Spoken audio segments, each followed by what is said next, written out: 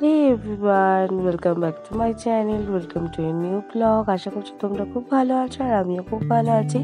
তো কয়েকদিন আগে চলে গেছিলাম হাওড়ার ফুলের দেশে, অর্থাৎ হাওড়ার জগন্নাথ ঘাটের কাছে, অর্থাৎ হাওড়া ব্রিজের কাছেই একদম হাওড়ার ফুল মার্কেট।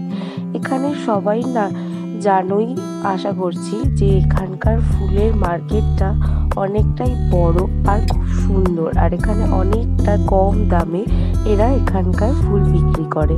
তো এখানে হোলসেলিংয়ে, রিসেলিং সব ধরনের ফুলের মালা এখানে অরিজিনালি তোমরা পেয়ে যাবে।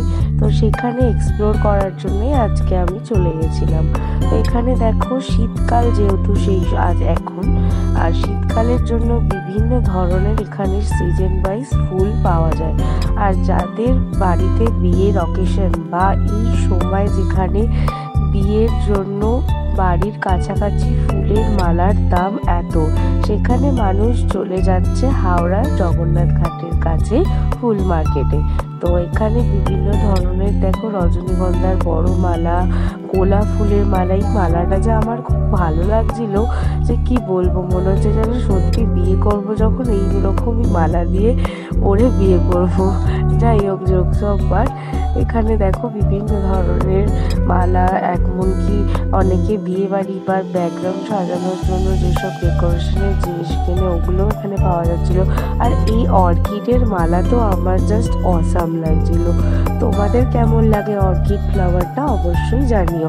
আর তোমাদের কোন ফ্লাওয়ারের মালাগুলো বেশি ভালো লাগে সেটাও আমাকে কিন্তু অবশ্যই কমেন্ট করে জানিও।